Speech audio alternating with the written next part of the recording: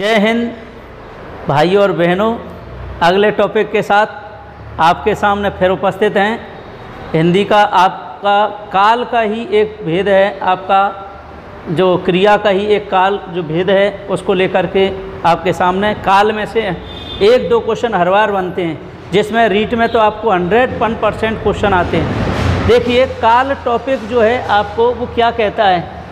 काल जिन शब्दों से क्रिया होने या करने, तो क्रिया तो हो रही है लेकिन हमें कैसे पता लगता है कि क्रिया कब हुई, तो उसका पता किससे लगता है, हमारा काल से लगता है। तो जिन शब्दों से क्रिया होने या करने के समय का अर्थात समय अर्थात स्थिति का कब हुई है क्रिया, उसके बारे में पता चलता है, तो उसे हम क्या कहते हैं, काल कहते हैं। तो इसी से हमें बोध होता है। अब बात आती है, जैसे देखिए राम ने पत्र लिखा। अब हमें ये तो पता है राम ने पत्र लिखा है, लेकिन अब ये कब लिखा है, इसकी स्थिति का अर्थात इस समय का पता हमें किससे लगता है, काल से लगता है। तो लिखा अर्थात बहुत पहले लिखा या कब लिखा है, ये स्थिति का अभी निश्चित नहीं है, लेकिन बीते हुए समय में पहले लिख चुका है, इसलिए आपको ये पता लग गया बीते हुए समय में लिखा है। तो हम इससे पता लगा लेंगे कि ये किसका है, भूतकाल का हो जाएगा।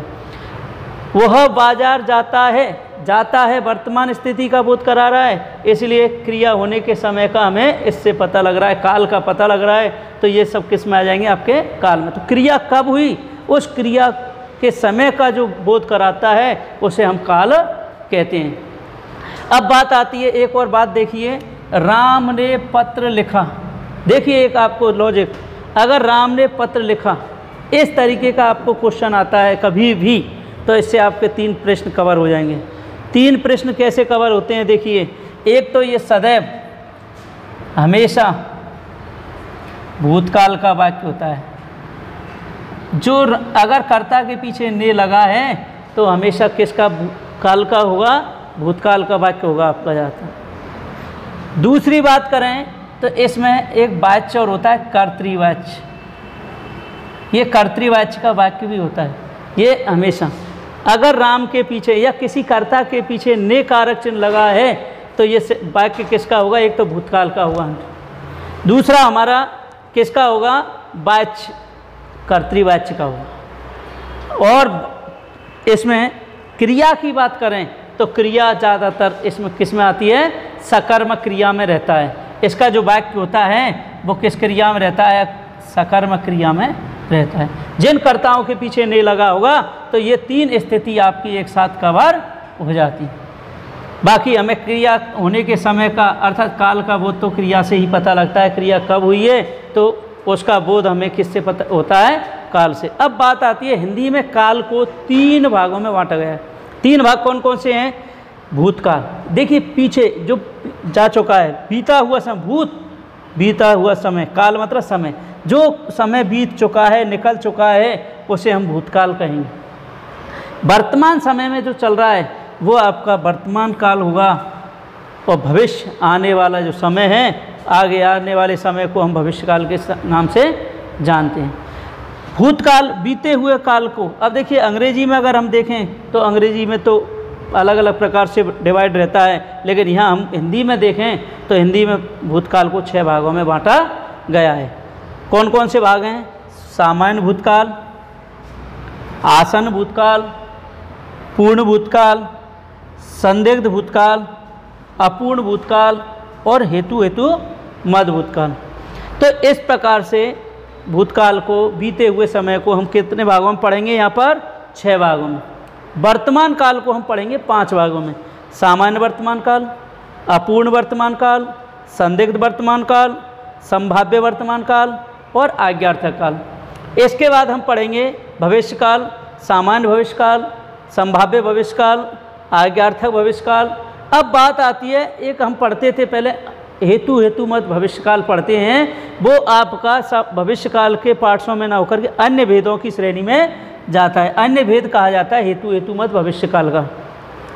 अब बात आती है, वापस वहीं पर आते हैं भूतकाल। तो जिस क्रिया के जिस रूप से, देखिए इसकी परिभाषा क्या बनती है भूतकाल की, कि क्रिया के जिस रूप से बीते हुए समय की, जो बीते समय का बोध कराता है वो भूतकाल कहता है। तो बीते हुए क्रिया के जिस रूप से बीते हुए समय का बोध होता है उसे हम भूतकाल कहते हैं। अब भूतकाल के भेद हैं 6। सामान्य भूतकाल, ये क्या कहेगा, क्रिया के जिस रूप से बीते हुए समय की सामान्य जानकारी का बोध होता है। अब सामान्य जानकारी का मतलब ये होता है क्रिया कब घटी है इसका कोई किसी को पता नहीं, पहले घटी है या अभी घटी है इसकी कोई जानकारी नहीं रहती, अर्थात एक सामान्य जानकारी रहती है, निश्चितता नहीं रहती। ऐसी क्रिया आपकी सामान्य भूतकाल के अंतर्गत होगी। अब इसके जब पहचान लिखेंगे तो पहचान किसके अंतर्गत आ जाएगी, जिसके अंतर या, ये, ई, आ, इस तरीके की जो क्रिया होंगी वो आपकी सब भूतकाल के अंतर्गत आती हैं। आसन भूतकाल ये परीक्षा की दृष्टि से बहुत ही कीमती है। आसन भूतकाल क्या कहता है कि बीते हुए समय की जो क्रिया है वो अभी अभी घटी है, अभी अभी घट चुकी है, अभी अभी हाल ही में घटी हुई घटना है, तो वो आसन। आसन देखिए, आसन क्या होता है, आसन का अर्थ होता है समीप, निकट, सन्निकट, आसन शब्द। अब आसन और आसन ये आपका युग्म शब्द बनता है, आसन्न, और एक होता है आसन, ये आपका आगे जाकर के युग्म शब्द बन जाता है। हिंदी में जब हम युग्म शब्द पढ़ते हैं, युग्म मतलब दो शब्दों का जो जोड़ा है, तो एक जैसे श्रुत सम भिन्नार्थक शब्द कहते हैं, ऐसे शब्दों में आसन और आसन। आसन का अर्थ होता है समीप, निकट, और आसन का अर्थ होता है स्थान, बैठने का स्थान, जैसे अपन कहते हैं। तो ऐसी घटना जो अभी घटी है, ज़्यादा समय नहीं हुआ, वो आसन भूतकाल के अंतर्गत आएगा। और सीधी सी पहचान है, सामान्य भूतकाल के जो वाक्य हैं उनके पीछे है सहायक क्रिया जोड़ देंगे तो आसन भूतकाल के वाक्य बन जाएंगे। अभी बताऊंगा सबको। पूर्ण भूतकाल क्या कहता है, क्रिया बहुत पहले हो गई, बीते हुए समय की क्रिया काफ़ी समय हो गया, अधिक समय हो गया, पूर्णता प्राप्त हो गई, तो वो पूर्ण भूतकाल के अंतर्गत आएगा।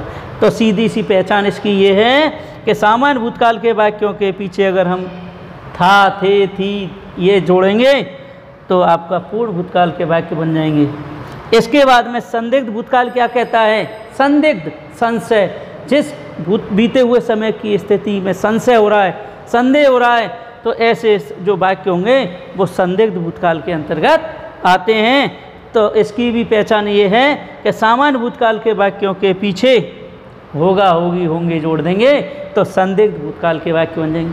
तो आपके जो सामान्य वर्तमान काल के वाक्यों से ही ये आपके 4 वाक्य जुड़ जाते हैं, इन्हीं में से ही आपको ये बन करके तैयार हो जाते हैं। अब अपूर्ण भूतकाल, जैसे आप अंग्रेजी में कहते हैं पास्ट कंटिन्यूअस, इसकी पहचान होती है कि रहा, था, रही, थी, रहे, थे इत्यादि ये शब्द आते हैं आपके।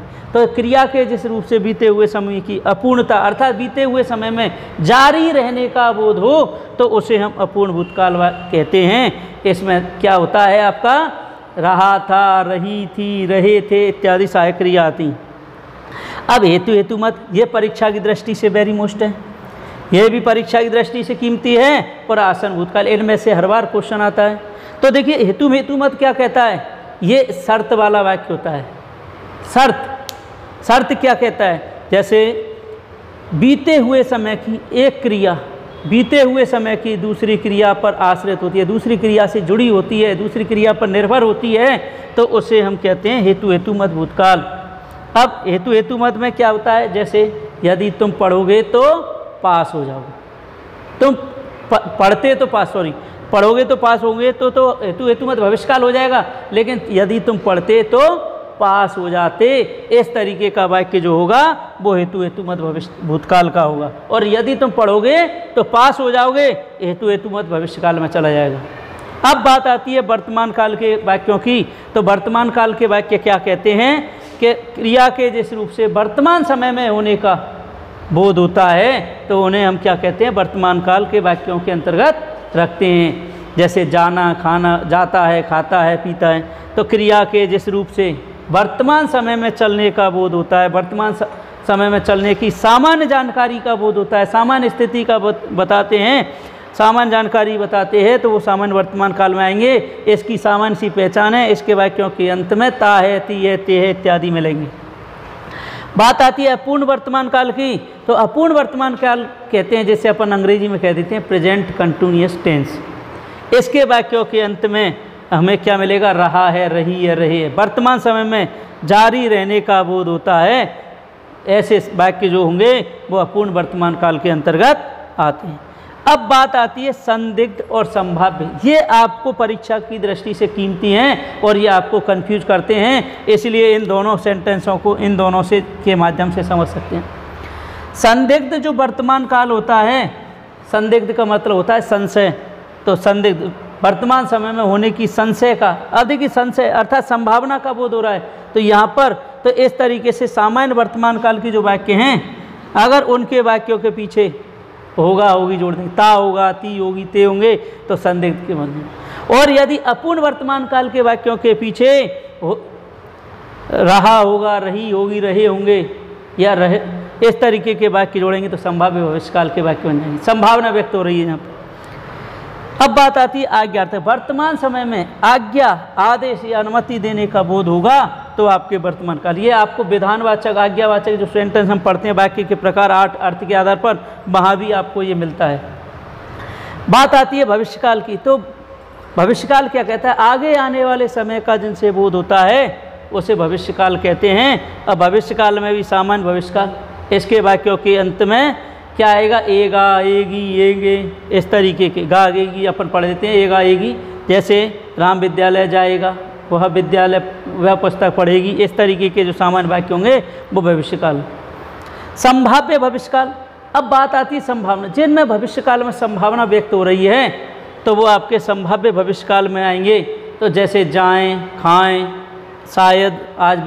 शायद वे बाजार जाएं, तो जाएं, ए ऊँ, आऊँ, जाऊँ, खाऊँ, इस तरीके के जो वाक्य होंगे वो आपके संभाव्य भविष्यकाल में आते हैं।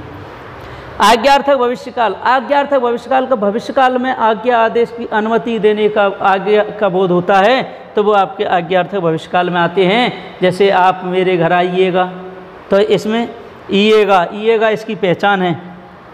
अब बात आती है, हम जब हेतु हेतुमत पढ़ते हैं, हेतु हेतुमत ये अन्य भेद में जाता है आपका।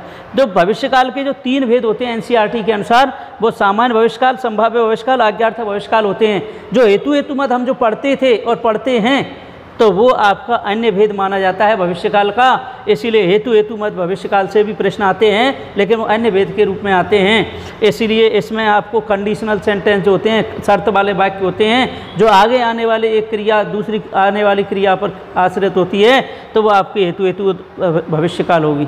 जैसे यदि तुम मेहनत करोगे तो पास हो जाओगे, यदि वर्षा अच्छी होगी तो फसल अच्छी होगी।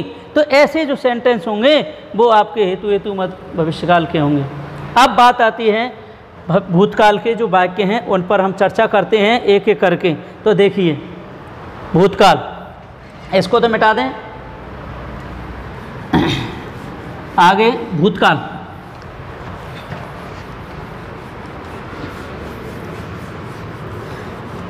भूतकाल क्या कहता है? देखिए, बीते हुए समय की, जिन शब्दों से बीते हुए समय का बोध होता है तो उसे हम क्या कहते हैं? भूतकाल।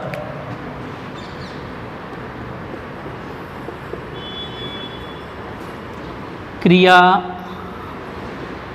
के जिस रूप से बीते हुए समय का, बीते हुए समय का बोध हो तो उसे भूतकाल कहते हैं। तो क्रिया के जिस रूप से हमें बीते हुए समय, अर्थात जो समय निकल चुका है, जो गुजर गया है, पहले निकल गया, उस समय का हमें बोध हो रहा है तो उसे हम क्या कहेंगे? भूतकाल। अब भूतकाल को कितने भागों में बांटा गया था? हमने बताया 6 भागों में। तो भूतकाल के भेद कितने हैं? 6। भूतकाल को कितने भागों में बांटा गया था? 6 भागों में, जिसमें से सबसे पहले जो हम पढ़ेंगे सामान्य भूतकाल। अब सामान्य भूतकाल क्या कहता है? देखिए, सामान्य भूतकाल क्रिया के जिस रूप से, क्रिया के जिस रूप से बीते हुए समय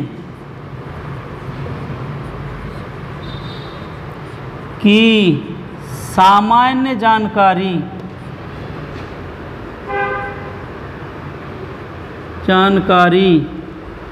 अर्थात अनिश्चितता का, अर्थात अनिश्चित का बोध हो तो उसे सामान्य भूतकाल कहते हैं। तो देखिए अब सामान्य भूतकाल क्या कह रहा है आपका कि क्रिया के जिस रूप से बीते हुए समय की सामान्य जानकारी, अर्थात सामान्य जानकारी का ही पता लग रहा है, ये पता नहीं लग रहा कि कब हुई है, अनिश्चितता है समय की, अर्थात ये पता नहीं है कि अभी थोड़ी देर पहले हुई है या बहुत समय पहले हुई है, इसलिए इसको सामान्य जानकारी का ही बोध करा रहा है, इसलिए समय की अनिश्चितता के कारण इसको सामान्य भूतकाल में रखा जाता है।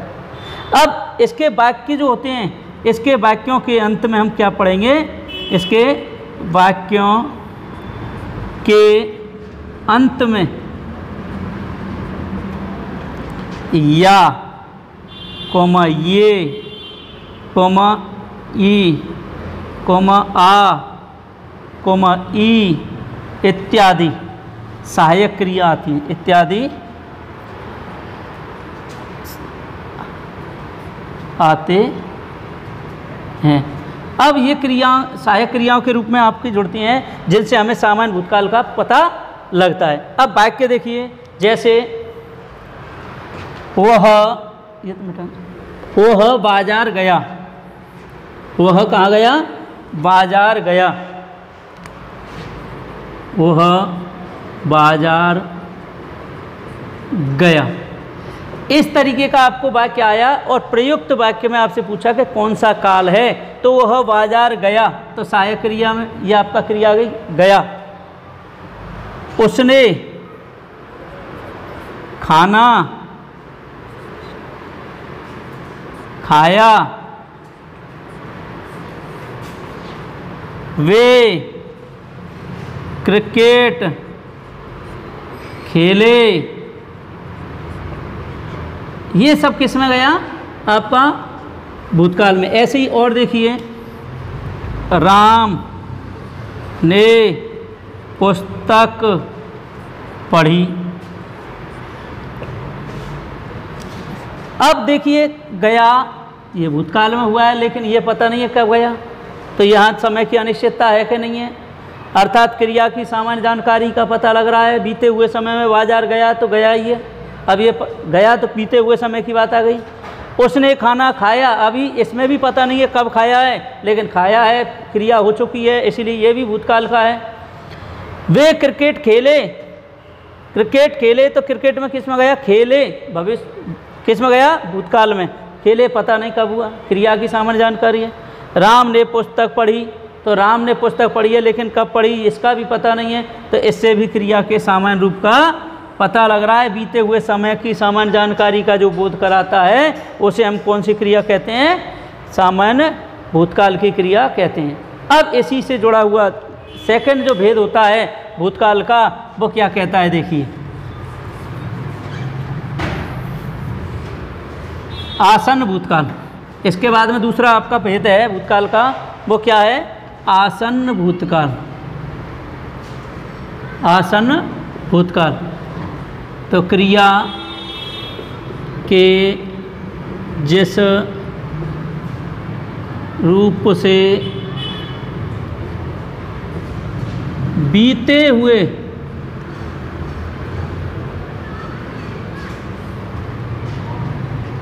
समय की अभी अभी घटी हुई, अभी अभी पूर्ण हुई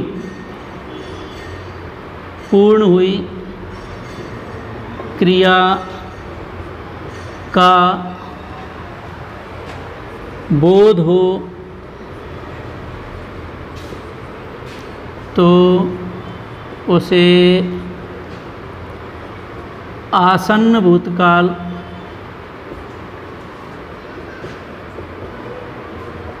कहते हैं। तो उसे कौन सा भूतकाल कहते हैं हम? आसन।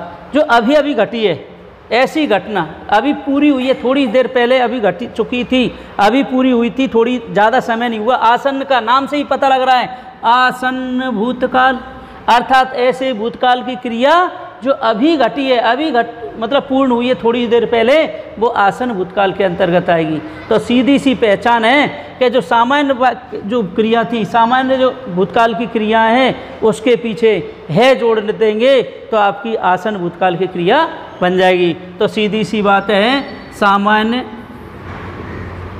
भूतकाल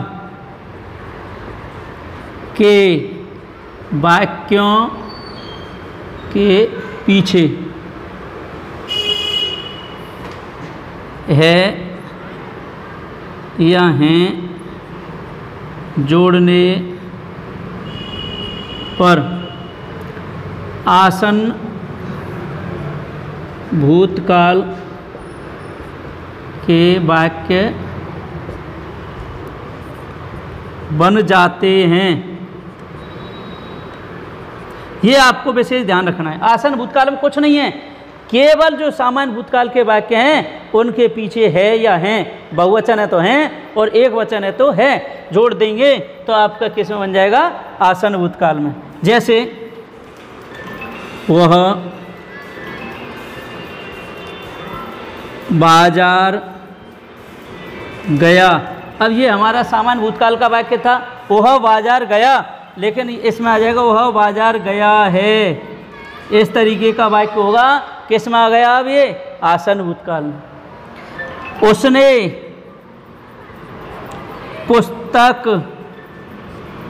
पढ़ी है, अब उसने पुस्तक पढ़ी है, अभी अभी पढ़ी है, पूरी पढ़ चुका है, अभी अभी पढ़ी है, बस थोड़ी देर पहले ही, तो ये भी आपका किस में आ गया? आसन्न भूतकाल। तो इस तरीके के जो वाक्य होंगे वो आसन्न भूतकाल के अंतर्गत आएंगे। अब बात आती है नेक्स्ट, आपका तीसरा जो हम लेंगे वो है आपका पूर्ण भूतकाल। अब पूर्ण भूतकाल क्या कहता है? क्रिया के जिस रूप से बीते हुए समय की, देखिए पूर्ण भूतकाल की बात,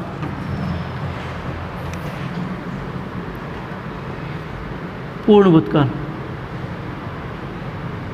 क्रिया के जिस रूप से बीते हुए समय की पूर्णता, अर्थात पूर्णता का बोध हो,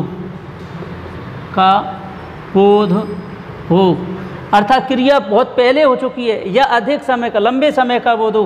क्रिया के जिस रूप से बीते हुए समय की पूर्णता का, अर्थात लंबे समय का बोध हो, तो उसे हम क्या कहते हैं? पूर्ण भूतकाल कहते हैं। बोध हो तो उसे पूर्ण भूतकाल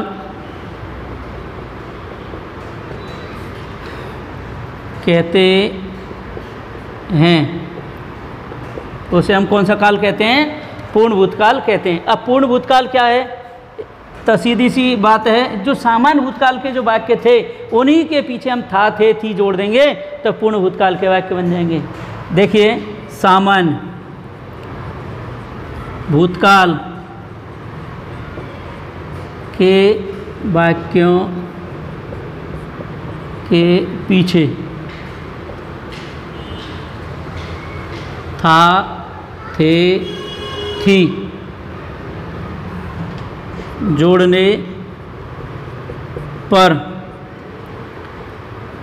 पूर्ण भूतकाल के वाक्य बनते हैं। अब जो हमारा पूर्ण भूतकाल है उसके वाक्य किससे बन जाएंगे? सामान्य भूतकाल के जो हमने वाक्य पढ़े थे उन्हीं के पीछे हम था, थे, थी जोड़ेंगे तो उन्हीं से ही आपके किस में आ जाएंगे? पूर्ण भूतकाल में। जैसे वह बाजार गया था।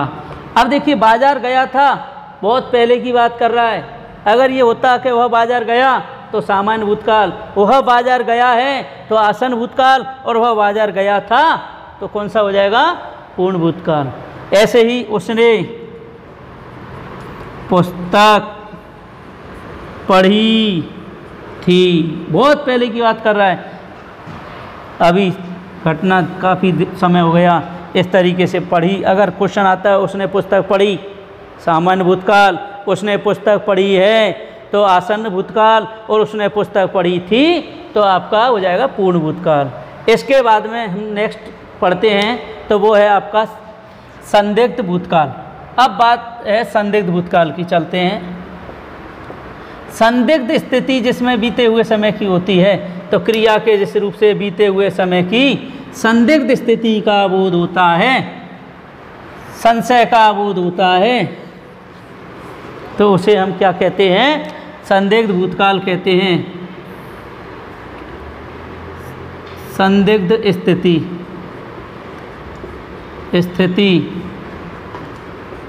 अर्थात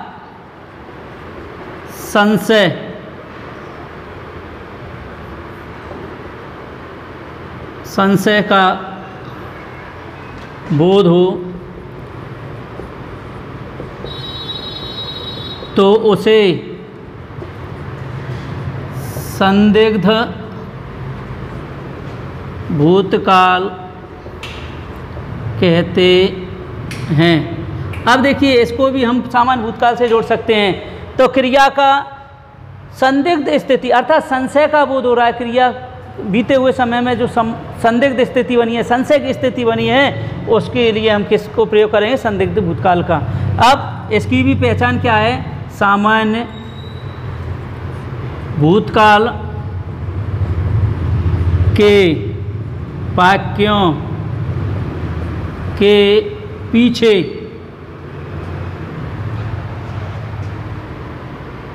होगा,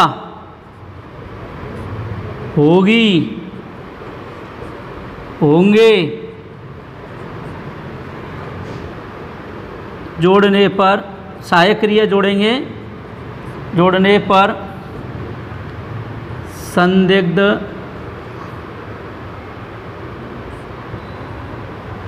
संदिग्ध भूतकाल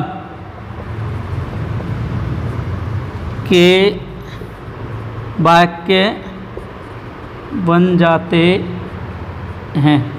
अब देखिए, संदिग्ध स्थिति है तो संदिग्ध स्थिति हमारी किससे हो जाएगी? सामान्य भूतकाल के जो वाक्य हम पढ़ते आ रहे हैं उन्हीं की पीछे है, होगा, होगी, होंगे जोड़ देंगे तो हमारे किसके वाक्य बन जाएंगे? संदिग्ध भूतकाल के। जैसे वह बाजार गया होगा। अब देखिए यहाँ पर वह बाजार गया, यहाँ तक सामान्य भूतकाल में आ गया। अब बात आती है होगा, तो वह बाजार गया होगा, ये स्थिति क्लियर नहीं है। वह बाजार गया होगा, बीते हुए समय में होगा, इसलिए बीते हुए समय में गया, बाजार गया होगा हमें पता नहीं है, गया होगा, तो ये सब किस में आ गया? संदिग्ध भूतकाल में।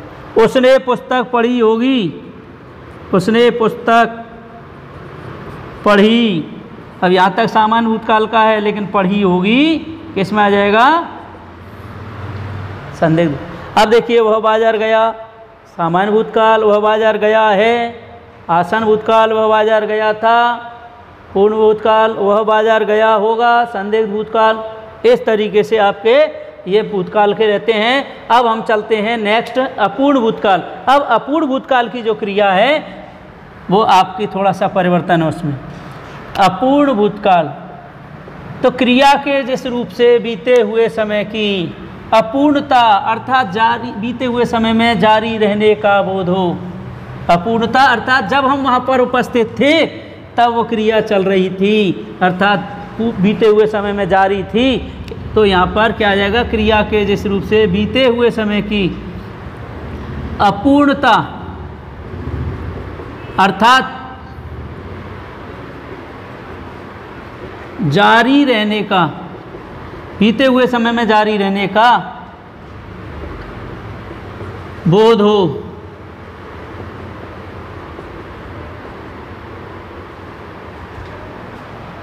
बोध हो तो उसे अपूर्ण भूतकाल कहते हैं। तो उसे हम कौन सा काल कहते हैं? अपूर्ण भूतकाल कहते हैं। जैसे इसके वाक्यों के पीछे क्या लगाना है? रहा है। वाक्यों के पीछे क्या देखना है आपको?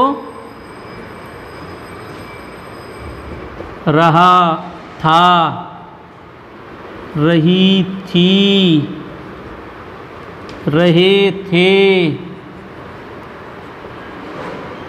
रहा था, रही थी, रहे थे, इस तरीके की सहायक क्रिया में देखनी है। अब वह पुस्तक पढ़ रहा था। देखिए, वह पुस्तक पढ़ रहा था, वह राम बाजार जा रहा था। जब हमने देखा था तब राम कहाँ जा रहा था? बाजार। जब हमने देखा था वह क्या कर रहा था? पुस्तक पढ़ रहा था। ऐसे ही एक उदाहरण ये बताता है, मंत्री जी भाषण दे रहे थे। तब हम वहाँ थे, तब मंत्री जी भाषण दे रहे थे। अब हम यहाँ वहाँ नहीं है, मतलब वहाँ देख रहे थे जब जारी था हमारे बीते हुए समय में। तो ये सब किस में आ जाएगा? अपूर्ण भूतकाल। इसके बाद नेक्स्ट हमारा आता है छठवां, हेतु हेतुमत भूतकाल। हेतु हेतुमत भूतकाल क्रिया के जिस रूप से बीते हुए समय की एक क्रिया, बीते हुए समय की एक क्रिया दूसरी क्रिया पर निर्भर हो।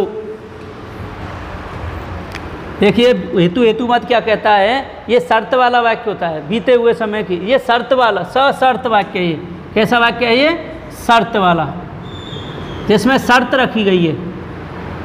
तो क्रिया के जिस रूप से बीते हुए समय की एक क्रिया बीते हुए समय की दूसरी क्रिया पर निर्भर हो, तो उसे हेतु हेतुमत भूतकाल कहते हैं।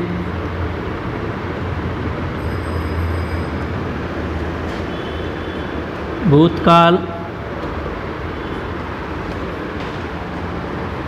कहते हैं। तो उसे हम कौन सा काल कहते हैं? हेतु हेतुमत भूतकाल कहते हैं। अब हेतु हेतुमत का इसके पीछे क्या होगा? जैसे सेंटेंस होते हैं आपके, यदि तुम मेहनत करते तो पास हो जाते। अब दोनों क्रिया करते तो पास हो जाते, तो जाते करते तो इस तरीके के दो वाक्य आपके बीते हुए समय के दो सेंटेंस जहाँ जुड़े होंगे वो आपके किसके अंतर्गत आ जाएंगे? हेतु हेतुमत भूतकाल के अंतर्गत आएंगे। अब जैसे उदाहरण है, यदि वर्षा अच्छी होती तो फसल भी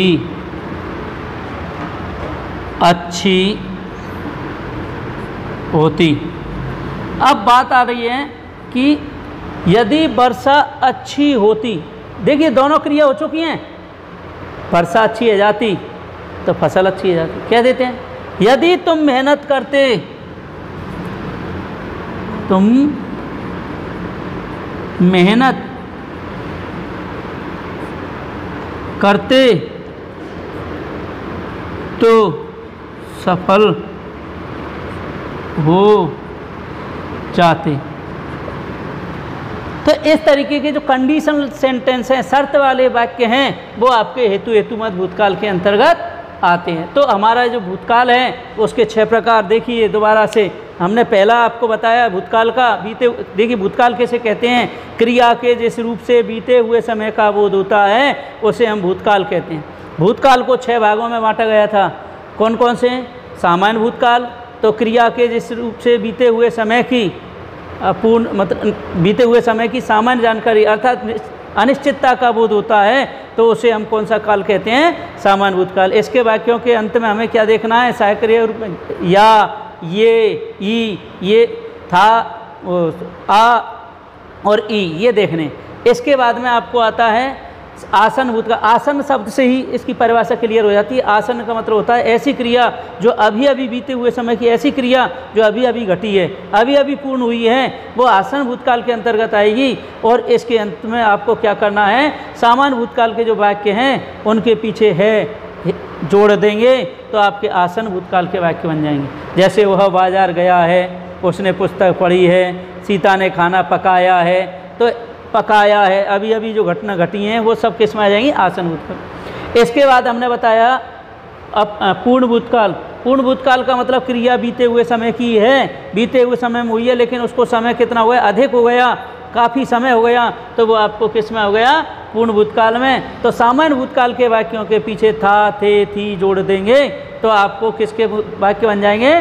पूर्ण भूतकाल के। इसके वाक्य में बात में आपको आता है संदिग्ध भूतकाल। संदिग्ध भूतकाल क्या कहता है कि क्रिया के जिस रूप से बीते हुए समय की, बीता हुआ समय उसमें संशय बना हुआ है, संदिग्ध स्थिति बनी हुई है, तो वहाँ पर आपको संदिग्ध भूतकाल होता है। और संदिग्ध भूतकाल में आपको कहाँ रखना है? सामान्य भूतकाल के जो वाक्य हैं उनके पीछे होगा, होगी, होंगे जोड़ेंगे तो आपको किस में चले जाएंगे? संदिग्ध भूतकाल। इसके बाद में आपको आता है अपूर्ण भूतकाल। अपूर्ण भूतकाल में क्या होता है कि क्रिया के जिस रूप से बीते हुए समय की अपूर्णता का अर्थ जारी रहने का बोध, जब हम उपस्थित थे तब जारी थी, तो वो आपके अपूर्ण भूतकाल में आता है। और इसमें आपको रहा था, रही थी, ये आपको पहचान करनी है। ठीक है। इसके बाद में आपको रखना है हेतु हेतु मत, ये शर्त वाले वाक्य होता है। और क्रिया के जिस रूप से बीते हुए समय की एक क्रिया दूसरी क्रिया पर निर्भर हो तो उसे हम क्या कहते हैं? हेतु हेतु मत भूतकाल कहते हैं। अब इसके बाद में नेक्स्ट आपकी